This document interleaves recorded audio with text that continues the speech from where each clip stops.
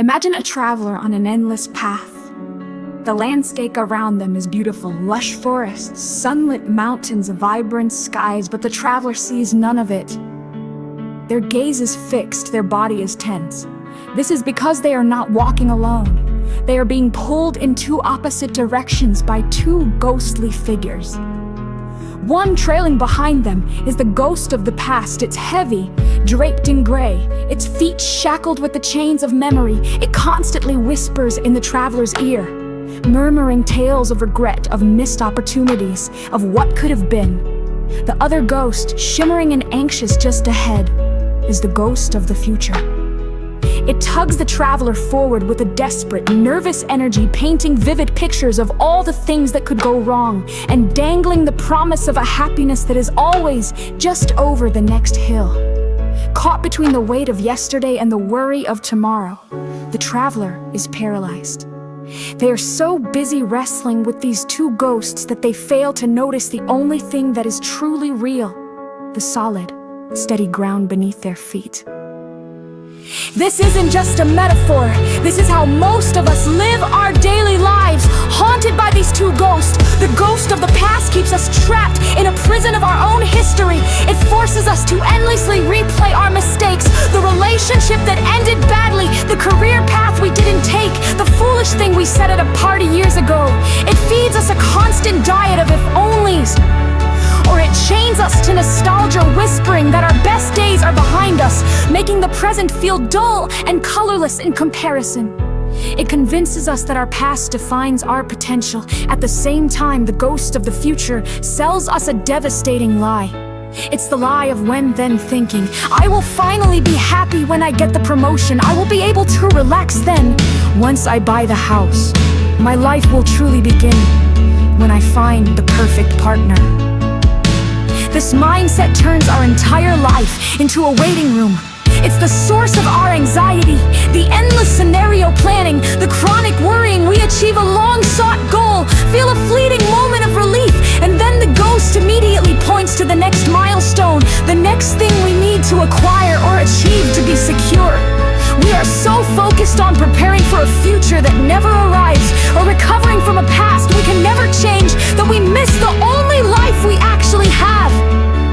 But then, the traveler on the path, exhausted from the fight, stops. They stop pulling, stop wrestling, and in the sudden stillness they realize something that changes everything.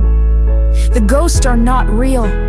They're made of smoke and memory, of fear and imagination. They have no anchor in the physical world. The only thing that is real is the warmth of the sun on their skin, the feeling of the wind, the solid earth beneath their feet. The turning point is the profound realization that all of your power, all of your peace, and all of your life exists in one place, and one place only, right here, in the now. It's the conscious decision to drop the ropes, not to fight the ghosts, but to simply let them go. The paradigm shift is this: you are not a victim being dragged through time. You are the master of your own attention, and where you place your attention is where you live your life. Escaping the ghosts is a skill we can all learn. It begins with a simple practice. First, you must learn to acknowledge the ghost without inviting them for dinner. When a thought of regret appears, don't fight it or follow it down a rabbit hole. Simply notice it and say internally, "Ah, the ghost of the past, thank you for the lesson." And then gently guide your attention back to your breath. When a wave of anxiety about the future hits, notice it and say, "Hello, ghost of the future. Thank you for showing me what I care about," and then bring your focus back to the single, tangible step you can take right now. Second, you must anchor yourself in the physical world. Your senses are your superpower for grounding yourself in the now. When you feel your mind drifting, use this simple technique. Name 3 things you can see, 2 things you can hear, and 1 thing you can physically feel: the texture of your clothes, the temperature of the air, the sound of a distant siren.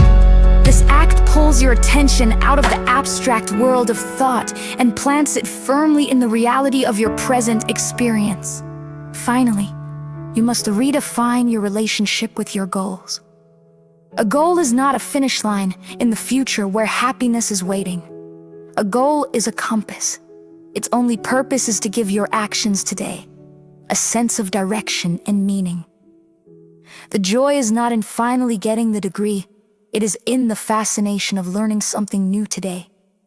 The peace is not in finally retiring. It is in the quiet satisfaction of a job well done today. Your life is not a dress rehearsal for some future event. This is it, the messy, beautiful, unpredictable, and precious moment you are in right now is your life. The past is a library of lessons, not a house to live in. The future is a horizon of possibilities, not a territory of fear. Your home is the now, is the only place you can feel, act, learn, and love. So here is your practice for this week. Set an alarm on your phone for 3 random times a day. When it goes off, stop everything. Take just one single conscious breath, and for 60 seconds, simply anchor yourself. Notice where you are. Notice the sounds, the sights, the sensations. Feel the solid ground beneath your feet. That is how you practice dropping the ropes. That is how you come home to yourself.